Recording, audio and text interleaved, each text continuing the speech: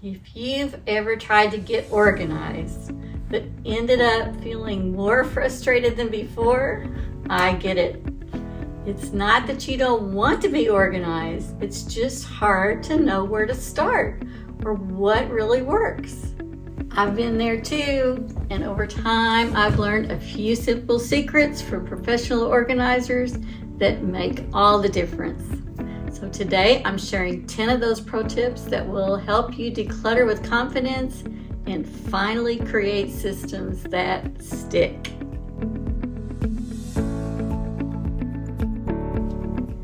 If we haven't met, my name is Angie, and thanks for joining me on the Road to Simple, where we're learning how to declutter, simplify, and live with more ease, one drawer, one closet, and one day at a time.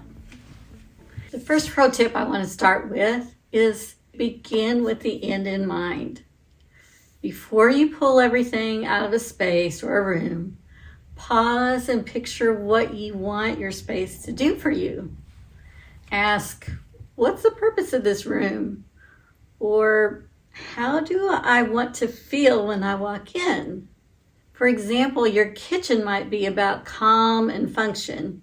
So you know that overstuffed drawers and cabinets will not support that feeling and that function.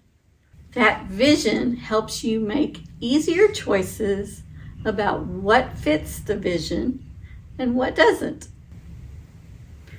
Number 2, empty the space completely. Professional organizers always start with a blank slate. Take everything out of the drawer, the cabinet, the closet.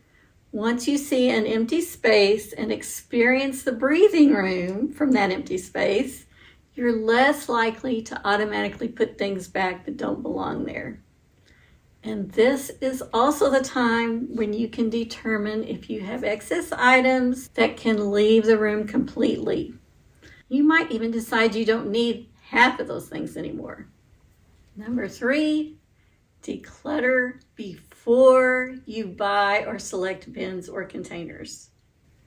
Buying containers first is one of the most common mistakes people make. Sometimes we get caught up in buying cute matching bins or containers, but until you declutter, you don't truly know how many containers you need.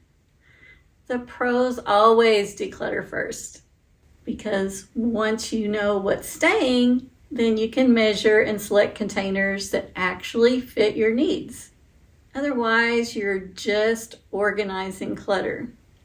And organized clutter is still clutter. Make sure you deal with that right away. And I encourage you to look for containers you may already have that will fit your space before you purchase new ones.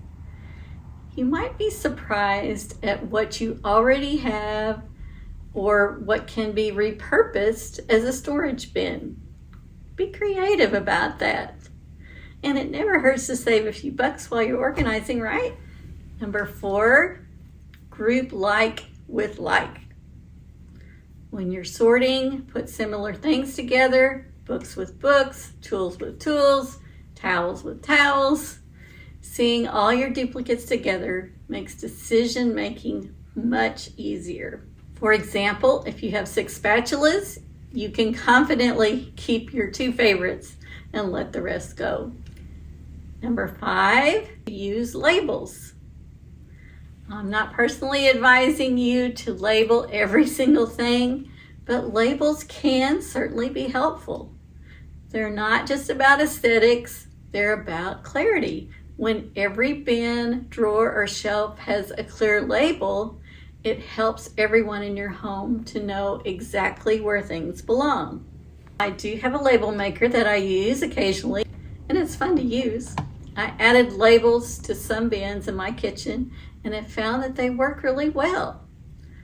But even a simple piece of painter's tape with a marker that says batteries or light bulbs can help clutter from creeping back in. I have found that the labels that I have on some of my snack bins helps my husband to remember where to put open containers of snacks. I'll include a link in the description for a label maker if that's something you're interested in. Number 6 is to set boundaries, not rules. Rigid rules can feel restrictive. Instead, create physical boundaries. Say, this shelf is my mug space. If it's too full, then something has to go. Boundaries give you a natural stopping point and make decluttering decisions more automatic. Think of every cabinet, every drawer, every shelf or bin as an individual storage container, and let that container be the boundary. Let that container be the bad guy in letting you know what can stay and what has to go. This helps you to make decisions about what to keep and what to let go based on the size of the container.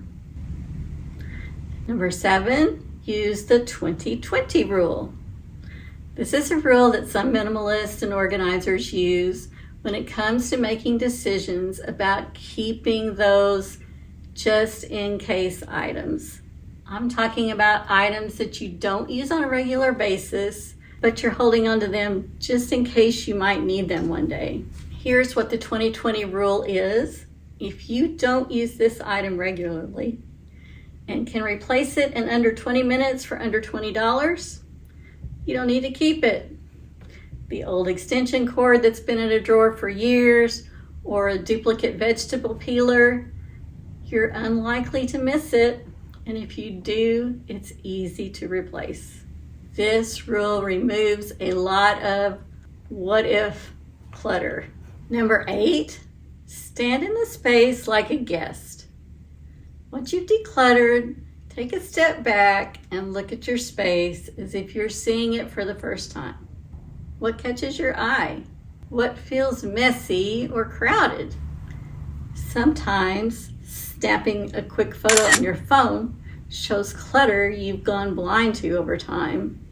Create a permanent donation station. Set up a small bin labeled to donate somewhere convenient.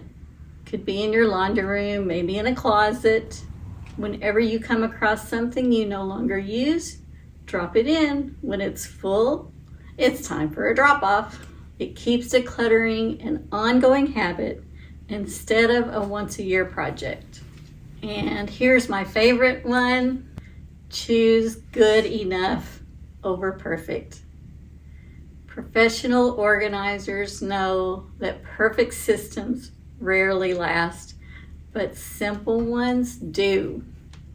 If your method works 80% of the time, then that's a win. For example, if tossing shoes in a basket keeps your entryway neat, then that's good enough. Ease is sustainable. Perfection is not. And remember, organization doesn't start with containers. It starts with intention. Decluttering isn't just about getting rid of things. It's about creating space, peace, and ease. I've got a great companion video that goes with this topic, and I'm going to link to it right here, so I hope you'll watch that next. And be sure to comment below and let me know a pro tip that you use. If you're like me, a fan of simplicity and ease, leave me a thumbs up. And don't forget to subscribe and take that one simple step towards simplicity today. Keep it simple, and I will see you in my next video.